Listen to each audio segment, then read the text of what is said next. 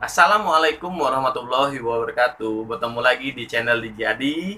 Kali ini bersama saya Muhammad Esa Diparista. Saya adalah peserta program guru penenggerak dari Kemendikbud. Saya angkatan pertama dari Kota Palembang. Di sini kita akan membahas tentang modul 3.1, kepemimpinan pembelajaran. Di mana di modul ini kita akan membahas tentang demonstrasi kontekstual. Nah, apa saja yang pertanyaan yang akan diberikan oleh tugas yang ini, ya kita coba untuk menjawabnya ya dari pengalaman atau pembelajaran yang sedang saya lakukan di modul 3.1 ini. Pertanyaan pertama ini adalah bagaimana Anda nanti akan mentransfer dan menerapkan pengetahuan yang Anda dapatkan di program guru penggerak ini di sekolah atau lingkungan asal Anda. Dari pertanyaan pertama ini, bagaimana saya akan mentransfer pengetahuan dari program guru penggerak? Saya mencoba untuk mendiskusikan atau berkolaborasi dengan teman sejawat yang sudah masuk di komunitas praktisi saya yang sudah kami bentuk dari pembelajaran modul-modul sebelumnya. Di mana dari komunitas praktisi itu ada beberapa guru yang mungkin satu visi, satu ide. Nah, di sini saya akan sharing.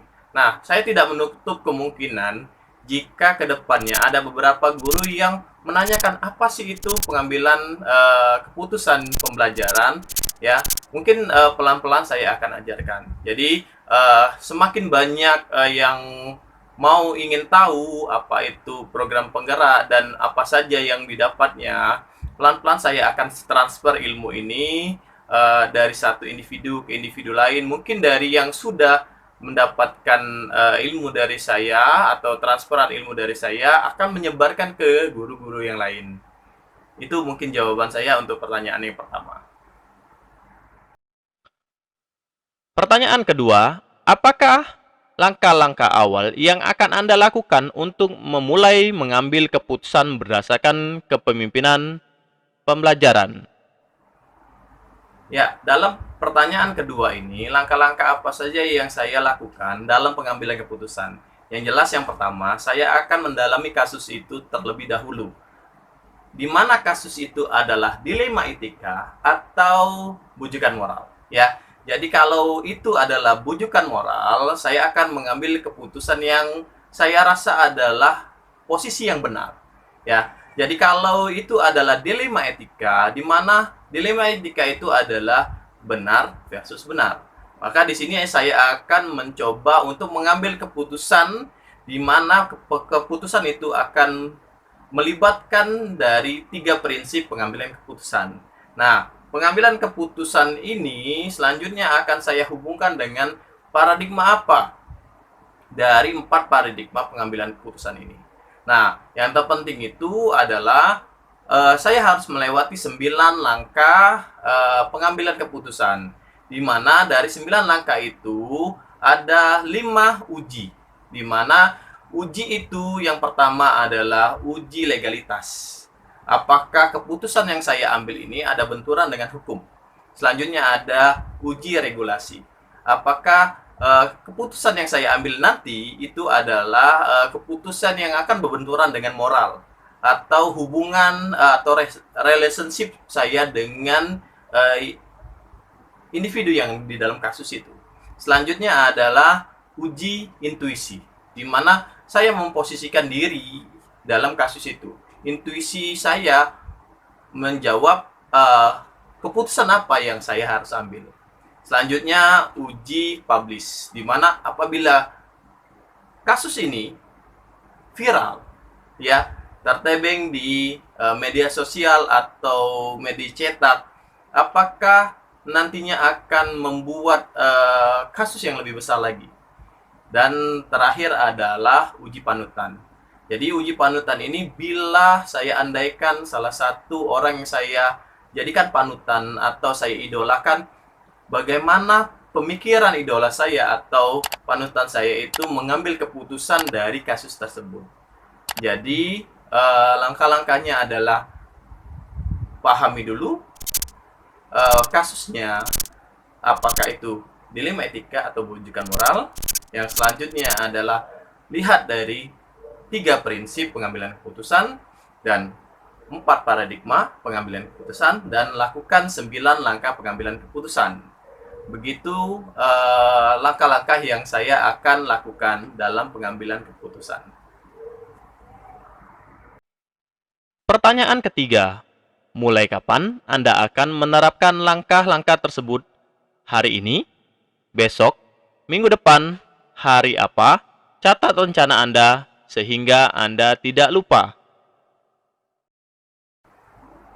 Untuk pertanyaan ketiga ini, mulai kapan saya akan menerapkan langkah-langkah pengambilan keputusan?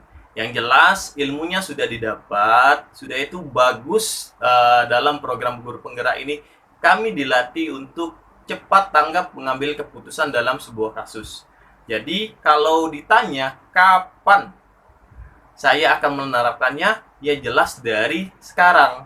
Ya, kenapa? Karena setiap hari kita itu tidak hanya mempunyai kasus atau permasalahan di sekolah, di sehari-hari kita, di lingkungan keluarga, di lingkungan masyarakat, di sekitar rumah kita. Ada beberapa kasus yang mungkin kita bisa gunakan untuk pengambilan keputusan ini, langkah-langkahnya.